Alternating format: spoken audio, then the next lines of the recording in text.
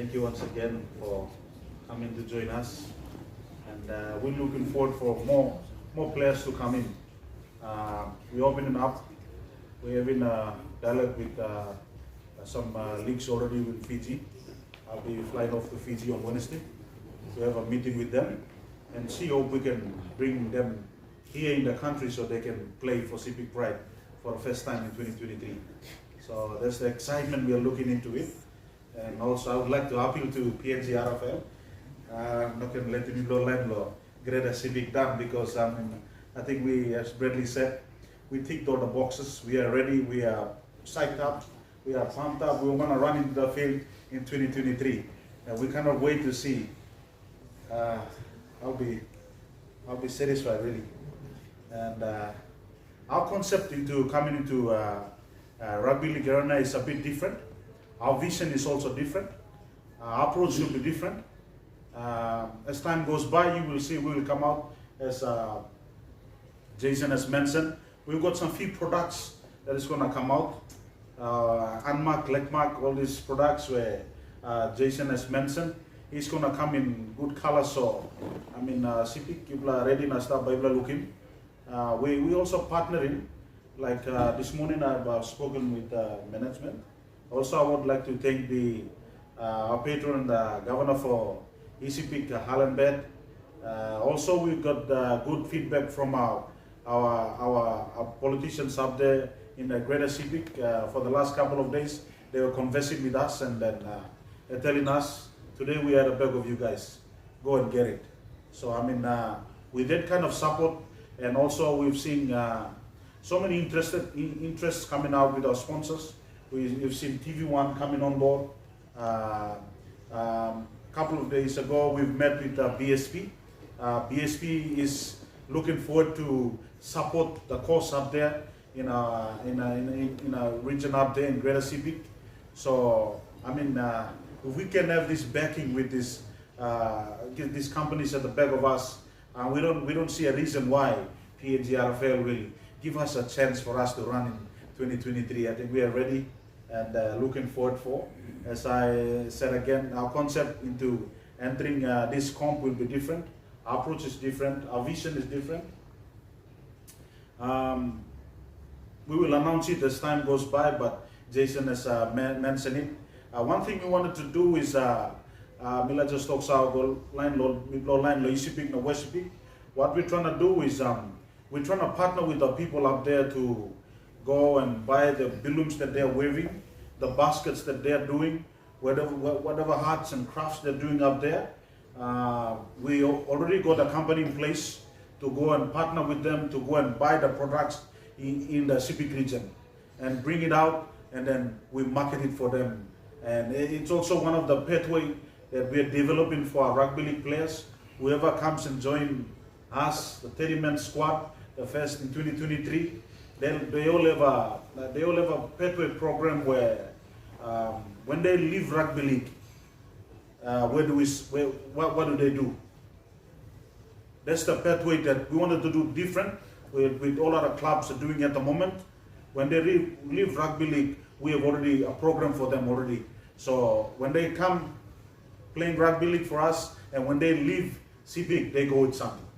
They don't go nothing. We give them something so that they take it back with them. So it's like it's like a giveaway that when we sign our players, we will sign them up like that. And also other programs we have. We're just waiting for PNG RFL to give us a green light, and we will announce all the programs that we are prepared to do it. But as I've said, I think it's going to be very different from other intercity teams. So put your eyes and ears open for the coming days. If they give us a nod, we will come out and get a media like this and put our products here, and I think tell the entire nation and people of East Sepik and West Sepik that this is what we're going to do. So once again, as a sponsor, I'm privileged and honored, honestly, from the bottom of my heart, to stand regardless of all the hiccups we are going through at the moment. But I truly, from the bottom of my heart, I believe that PNG RFL will give us a nod So our preparation will not go into waste. So Nipla also open them up lo team bakam play lo Maprik because the board and the management will be there up in Maprik to do the selection for a team. We are looking forward for a 30-man squad to be selected before end of October and beginning of November to get them together, and we go into pre-season. But like I said, we're still waiting for PNG RFL. So to PNG RFL, emotion. Nibla Greater Sepik and Bla waiting last time. Nibla waiting Tokorat Nibla gone running like game. So thank you once again. Thank you, Lara Nibla. We have 12 teams that have already confirmed registration. We have 4 teams which we have another 3 or 4 weeks around for them to register. So 20 teams this year.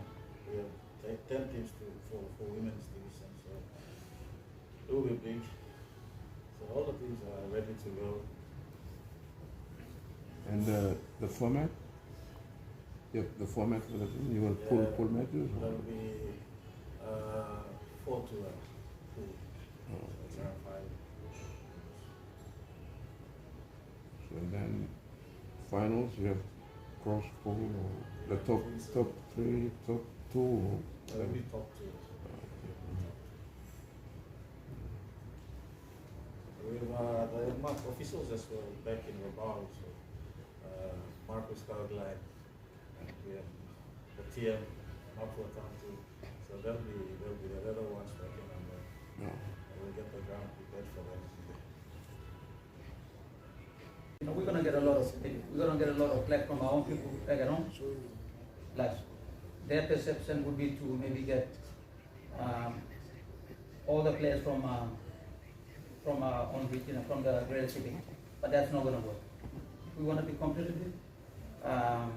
In a few years' time, yes, maybe that is. But at the moment, we need some market players in there, just so that we can be competitive. Because we also have got a few aims and goals in mind as well. One of that is to see we enter into the Digicel Cup for the first year, and we win that fund. You see, those are sort of things that we actually aiming for as well. And those are like every organization or teams that are playing in any sort of competitive sport, you always have a goal that you set, and that's one of our goals as well. So to answer your question, yes, we do need some market players to make us to keep us being competitive, so that we can get in more crowds into our games like at home or here in Mosby. Because you know you got a lot of Sepik people that are here in Mosby and they want to come and watch their team play. So now it's like you said before, we do. To answer your question, yes, we do need that, and at the same time, we are also waiting on our guys from the Digicel Cup committee to give us that note that we need. To add on that, I think yes, we are ready. I think Bradley and the boys have organized the EMK 9 games, and this is the 3rd time around. And also we are ready, and also we've been traveling where the games are.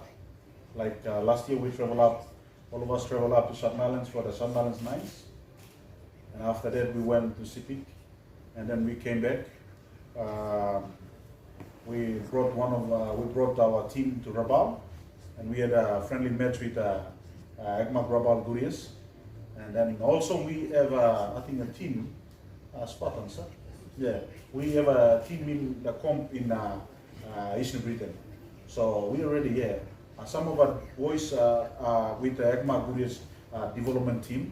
They're training with the EMK, and they're getting into rugby league skills and all sorts. So I think also we in discussion with few like our international players and intercity players, but our focus will be mainly up in the Greater Sepik, just to get and pick some of the players here so that we get the raw talents there and then develop them, and then we see next 2-3 years we can see the Sepiks coming on board and taking charge of the